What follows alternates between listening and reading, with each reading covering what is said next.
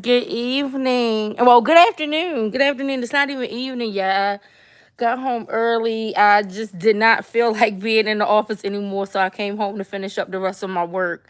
I've been here for a minute, but I wanted to come on and talk to you guys about what's going on in the Little Dirt trial, you guys. Because I think that in this type of situation, Brian still has a major hurdle to climb, right? Or jump. Let's say that, because you jump hurdles, right? So I think that Brian Still and Finley have a major hurdle to jump in this case. That people talk about how great of a job they did with YSL, and they skipped the fact that Thug did take a plea. Now, had Doug went to the end, do I think those jurors would have acquitted him? Absolutely. But Steele's client, Doug, did not want to take that risk, and he took a plea. So when people say that he won, Doug really didn't win. He has lots of years of probation that he has, or parole or whatever it is that he has to deal with, is a result of that trial. So that was not really a win. Now, when it comes to the Diddy case, yes, there was a win. But that was a team full of attorneys, right? That assisted with that win. It was not just Steele, right? And it was not just Nicole Westmoreland. In this case with Dirk, I think there is a bigger hurdle to climb. And I think that is where jurisdiction makes a difference. Because I think that right now, Brian Steele is over there in California. He is outside of his normal territory. And he might be facing some difficulties and not be able to get away with some of the things that he has in the past when it comes to some of his other cases.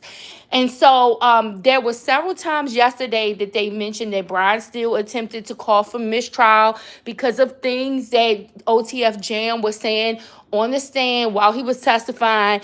And the judge was like, nah, try again. No. The judge was not even taking his objections the way that Brian Steele is used to getting them off, right? And there are some major hurdles in this case when it comes to the situation with Little Dirk. So OTF Jam, in his testimony yesterday, so we're waiting to hear what went on today largely, but in his testimony yesterday, he gave some background to his childhood. One of the things that I think makes it a lot more difficult, and it's going to make it a lot more difficult for them to pick OTF Jam's testimony apart, is that OTF Jam had a lot of street credibility. He is not known for being a snitch. They said that the way he's testifying on the stand right now is like, I shouldn't even be up here right now even doing this, right? And so this kind of, in my opinion, makes him more believable as he's testifying, because he does not have a reputation for being a snitch. You're talking about somebody who has been committing shootings since he was 9 years old and committed his first unaliving at the age of 12. He sat down, and in this plea deal, he's not just pleading to this crime that happened against Quando Rondo and his cousin Lil Pab. He is also admitting to 2 other murders that he committed. So, this is not your regular run-of-the-mill snitch on the stand. Hey, Purple, how are you, boo-boo? This is not your regular run-of-the-mill snitch, and I think that this lends more credibility to his snitching because he does not have a history of talking to no police. And in addition to that, so I think that that's going to be hard. That's going to be hard for Brian Steele. We saw with Lil Woody on the stand, they were able to talk about how Lil Woody had finessed himself out various times of situations, which people could have portrayed as being some form of snitching, right? But with OTF Jam, this is not the case. He has a very solid. Oh no, Purple, I'm so sorry to hear that. My prayers are with you and your family. Oh, I'm so sorry to hear that. I'll be praying for you guys. I know that's a difficult thing. Jesus. Um, Lord God, my love and my heart goes to you guys, okay? I'm sorry to hear that. Um, but in this case, I feel like OTF Jam is a more difficult witness. He's on the stand and he's telling them, like, listen, I would never take a direction from Vonnie, right? Vonnie is not someone I would take any directions from. So he's making it known, like, I don't move. I only move by the direction of certain people. And the person that I moved on the direction was Dirk. Now, the other thing that we are finding out while OTF Jam is on the stand is that when he went to San Diego, they flew into San Diego. When he got there, he's saying they didn't even know what the fuck they was going there for, which is consistent with the defense of Dee Dee. Dee Dee is trying to say he was in the car. He didn't know what they was taking him to go do.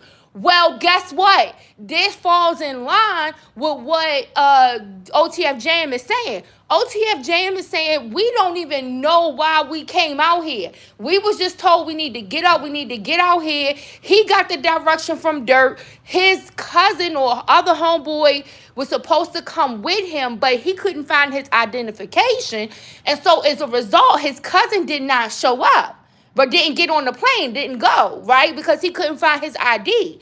But OTF Jam is confirming what one of the defense strategies is of Dee Dee is that we didn't even know why we was out there. Now, whether Dee Dee knew why he was out there, I don't know. But OTF Jam is seeming to say, like, yeah, we didn't know why we was out there. Some of them, they didn't know why they was going there. And they found out what they were doing when they got there. And then there is another name mentioned. Somebody who keep hopping all around outside of the courtroom, hollering and yelling, free Dirt, and that is Duty Low. So Duty Low is mentioned in this. He is a co-conspirator, co-conspirator number 4. I think that's what they are saying.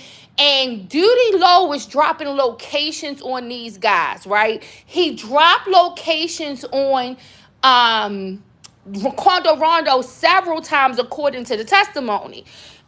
They said that Duty Low actually helped to set out some kind of marijuana buy for Quando Rondo the night before. Quando was supposed to come out of the hotel. When he came out of the hotel, they were supposed to take care of the job that night, the night that they flew in. However, they say because of the heavy police presence near the hotel, that's why they didn't take their shot and they missed it. So I don't know what. Is anybody asking why is Duty Low not somewhere? Why is he not? What is going on? Why is Duty Low not somewhere up in this courtroom? Either whether or not he got to be a witness or whether or not he's a defendant. I mean, he hopping around all around outside of the courtroom like Peter Cottontail. So he should, be somewhere in the courtroom if he was the one who actually was getting the locations. They said that was not the first time that Duty Low had gotten locations on them. That in other attempts, Duty Low also got the location. Now, this is what they testifying to, y'all. I'm just telling y'all what they are saying. I did not say none of this. This is all what they are testifying to on the stand, okay? And so I think that this case, if people are honest, it creates a bigger hurdle, a bigger problem than any of the other cases that Brian Steele has tried, that we've seen him try of celebrity cases up until now. I think that Dirk is facing a real challenge when it comes to this particular witness because he does not have a reputation for doing this type of thing. And listen, OTF James said, I don't even know these niggas. I didn't even know most of these niggas in this situation. I didn't even know King Von. It was no reason for me to avenge King Von's death other than me doing a job for my people, who is Dirk, because he said that Dirk complained to him multiple times about the fact that nobody wanted to slide for Vaughn, and that he was getting, this is what they said, that Dirk was getting tired. This is what they said, that OTF Jam said now, that Dirk was getting sick and tired of 6ix9ine trolling him about rapping about shit but not living by it. And this, we saw this publicly. We saw this play out with this campaign of hashtag slide for Vaughn. We saw it over and over again. OTF Jam is saying that put Dirk under pressure. He felt pressured by that. Right?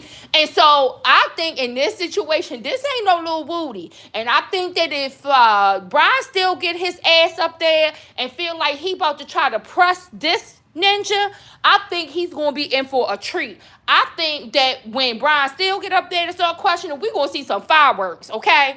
Because it seems like that OTF Jam made up in his mind, listen, I'm snitching. For whatever reason it is, he made it up in his mind that he's going against everything that he knows. This has been his life since he was 9 years old, right? He talked about how difficult it is for them in the hood, that if something happens and you don't retaliate, that you can be even disciplined by your parents. You can be disciplined by other people's parents. Like, this is his lifestyle. This is what he grew up on. He said that he was a minister over there in the BDs. So, I mean, if I don't know what this minister is doing right now, but he's definitely preaching on the pulpit right now, telling all of this stuff that he's telling. And what he's saying, it sounds like gospel because he's never done it before. He has no history of this. He has no history of mingling with cops. To the point where it is so many people that were street dudes over there. I watched so many different interviews from a lot of street dudes over there that deal into that type of lifestyle. Even though Dirk and his crew and all of them felt like the OTF Jam was snitching, some of them didn't feel like it. Some of those ones who never cooperated with the government, never had any interactions with the government before. They sat down for long periods of time and they're like, nah, not Jam. He got the record. He got the rap sheet. He's not going to ever do that.